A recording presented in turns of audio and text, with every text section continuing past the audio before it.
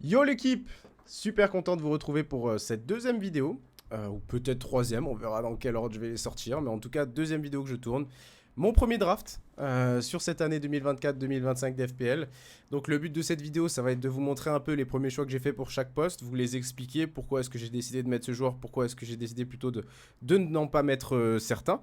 Voir aussi les punts, les joueurs un peu plus tricky, un peu plus surprises que j'ai choisis. J'essaie toujours d'avoir un style de jeu un peu fun. Ça, c'est ce qu'il faut savoir avec moi. Pour le coup, moi, c'est quelque chose que je considère comme étant super important d'avoir un peu des joueurs que l'on prend nous-mêmes. Il y a vraiment une grosse communauté Twitter de FPL, des Anglais notamment, qui vont choisir et qui ont vraiment une trame. Bah, le but, c'est pas forcément de suivre cette trame-là et d'avoir aucune originalité dans l'équipe. Le but, c'est vraiment d'aller chercher un petit peu certains joueurs qui sont pas trop sélectionnés. Ils ont quand même un bon pourcentage de sélection, mais pas non plus vraiment. On n'est pas sur des gens qui sont dans toutes les équipes de FPL de la communauté. Et puis de se régaler ou de s'en vouloir avec ces joueurs-là. Donc on va regarder un petit peu l'équipe que j'ai choisie pour cette première Game Week à ce jour. Ça peut être amené à changer, on verra. Bon bah déjà, moi j'ai utilisé tout mon budget. J'ai utilisé tout mon budget en me disant que cette équipe-là, elle va tenir pendant au moins 2 voire 3 semaines. Vu qu'on peut cumuler jusqu'à 5 free transfers cette saison, bah c'est quelque chose d'assez intéressant de pouvoir se dire ok, bah je projette cette équipe-là sur 3 semaines et il faut s'y tenir parce que bah, après 3 semaines, on a 3 free transfers et là ça peut nous donner beaucoup plus de flexibilité pour changer un peu la structure et pour éviter d'utiliser une wildcard un peu trop tôt. Donc moi j'ai choisi de prendre une structure de gardien un peu chère, c'est souvent ce que je fais. Donc on est allé chercher Henderson de Crystal Palace et Valdimarsson. Donc bah, ils les affrontent, mais en l'occurrence ils jouent à Brentford, pas forcément titulaire. Donc le gardien à 4 millions, c'est plus ce qu'on appelle un enabler pour permettre de mettre un peu plus d'argent sur d'autres postes un peu plus cruciaux. Notre gardien, souvent, bah, lorsqu'on est sûr d'avoir un titulaire, on le laisse. Il y a des rotations de gardiens qui peuvent être super intéressantes. Donc entre deux gardiens à 4.5 qui chaque semaine affrontent une équipe un peu plus abordable et de qui on peut attendre un clean sheet. Moi j'ai choisi pour l'instant de faire le pari d'aller sur un seul gardien que je vais garder toutes les semaines à 4.5 pour pouvoir avoir un peu plus d'argent sur la ligne sur les lignes suivantes. Donc on va regarder tout de suite la défense. Ma défense, il y a des joueurs que je voulais absolument avoir. Guardiol, c'est pas parce qu'il marque, c'est juste que je pense que c'est un indéboulonnable de la défense de City et qu'il y a une présence en fait qui doit être appliquée sur la défense de City. En fait, on doit être là, on doit avoir un défenseur de City. On connaît la Pep Roulette. Alors la Pep Roulette, pour ceux qui connaissent pas, c'est Pep en fait qui à chaque fois sur son 11 va faire des changements inattendus à la dernière seconde et qui derrière va nous mettre un joueur comme Guardiol sur le banc alors qu'on l'a payé 6 millions et on mange son seum parce que notre joueur de banc il est pas assez bon pour remplacer Guardiol ou du moins voilà, il va faire 2 points, il va affronter City, peut-être même 0, bref c'est la galère. La Pep Roulette c'est toujours le bordel, vous allez certainement la prendre en cours de saison. Le deuxième joueur c'est Valentin Barco. Valentin Barco, c'est intéressant de le prendre aujourd'hui parce que Estupiñán, qui est de base le titulaire latéral droit de Brighton, est blessé jusqu'à fin septembre. Et Valentin Barco, c'est 4 millions, c'est un joueur avec une très bonne qualité de balle qui réalise une bonne pré-saison. Donc ça donne aussi une assise sur la défense de Brighton assez solide. On va voir aussi ce que ça peut donner avec ce nouveau coach. Mais en l'occurrence, Barco, c'est un bon choix et ça permet aussi, si au pire il joue pas, il est sur le banc à 4 millions, ça fait pas trop mal.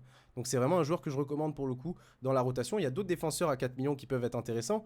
Donc on va aller regarder au niveau des défenseurs. Je vais mettre le max cost à 4 millions. Si je filtre par team selected by, donc Harwood Bellis de Southampton, c'est un joueur aussi qui va être titulaire et qui normalement devrait commencer la saison en défense pour Southampton. À voir Southampton ce qu'ils donnent, mais en l'occurrence, bon, ils ont des bonnes fixtures, donc ça peut être intéressant aussi de pouvoir le prendre à 4 millions en enabler. Si vous voulez en avoir deux, c'est un risque, mais ça peut être intéressant. Woodfess, alors Woodfess, pas de très bonnes fixtures, il est à 4 millions certes, une machine à own goal. Il met toujours des buts contre son camp.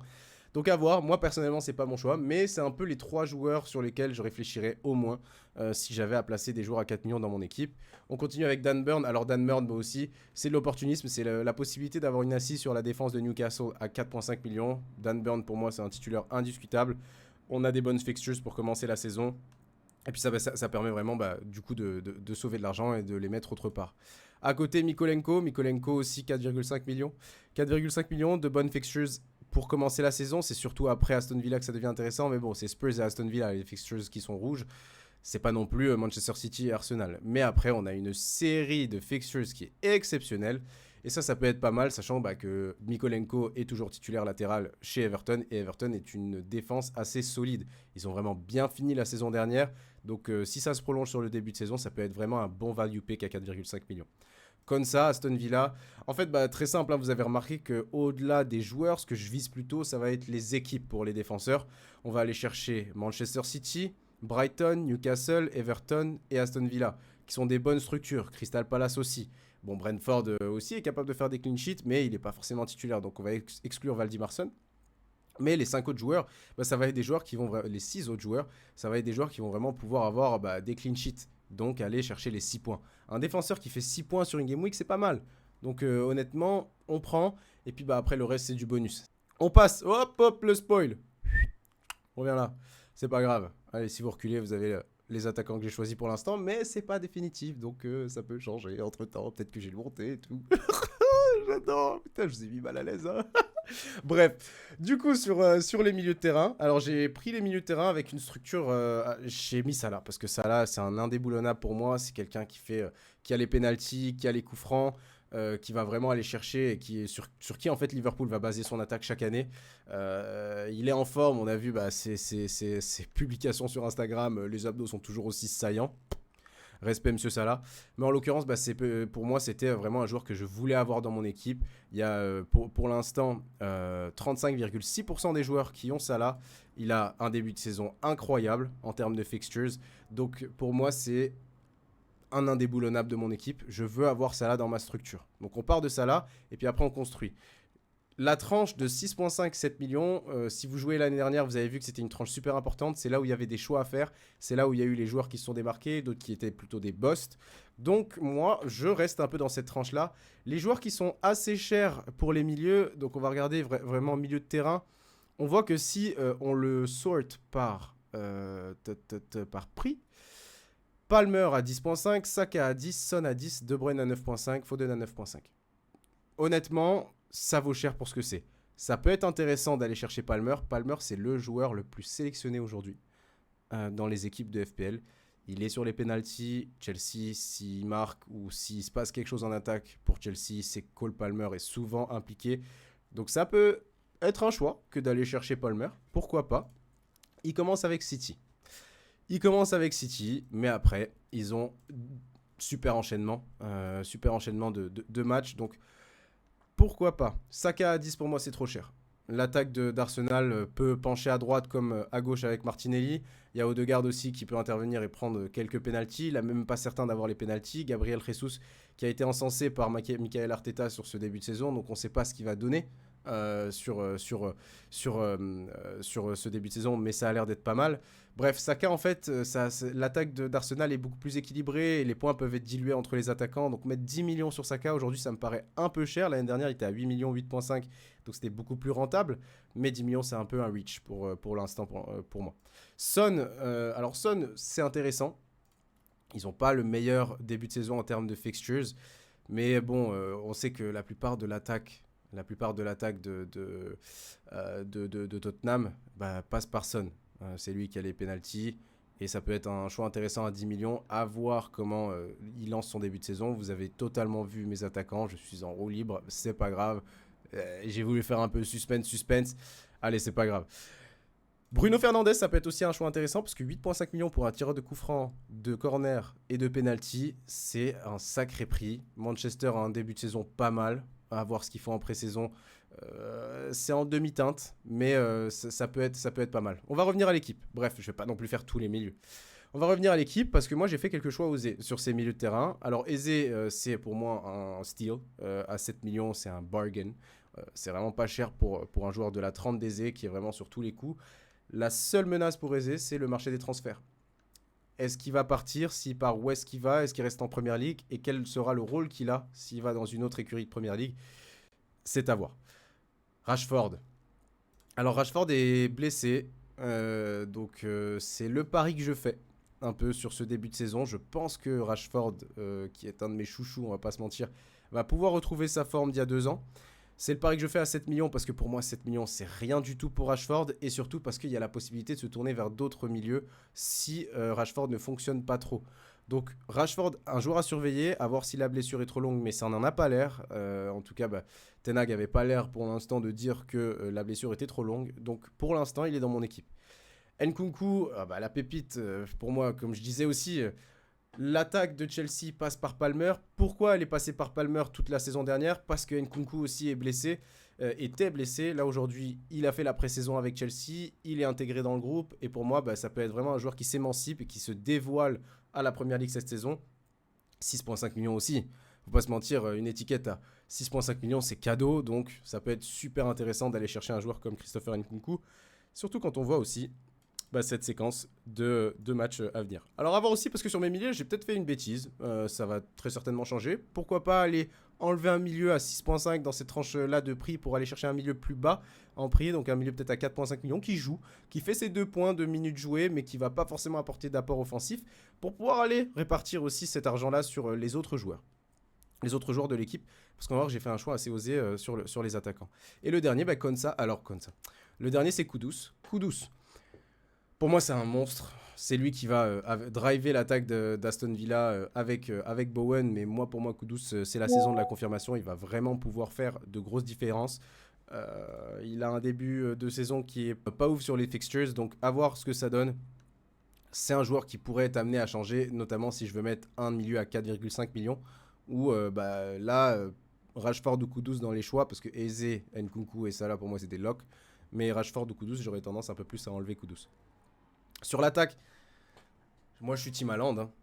Et en plus de ça, je suis team Haaland parce que un Haaland à 42,1% de team selected by, on va pas se mentir, ça te fait un différentiel. Haaland en differential, c'est fou. C'est fou, c'est fou. Il peut nous sortir 3 buts contre Chelsea, il peut nous sortir 3 buts contre Ipswich, il peut nous sortir 3 buts contre West Ham, away comme à la maison. Franchement, si on sélectionne pas Haaland, c'est une erreur selon moi, mais ça peut vous permettre d'avoir une équipe tellement puissante sur les autres lignes que, oui, effectivement, c'est intéressant peut-être de ne pas choisir Haaland. Je vous ai parlé dans ma première vidéo du chip captain, il y a pas du chip, mais du capitaine qu'on sélectionne toutes les semaines. On parle pas juste d'un joueur qui peut mettre 3 buts qui fait 18 points, on parle d'un capitaine qui peut mettre 3 buts qui fait 18 points et qui en deviennent 36. C'est pour ça que Haaland, pour moi, c'est quelque chose qui est vraiment important, parce que c'est un capitaine. Et le capitaine, on doit mettre les sous pour pouvoir en bénéficier de ces grosses performances.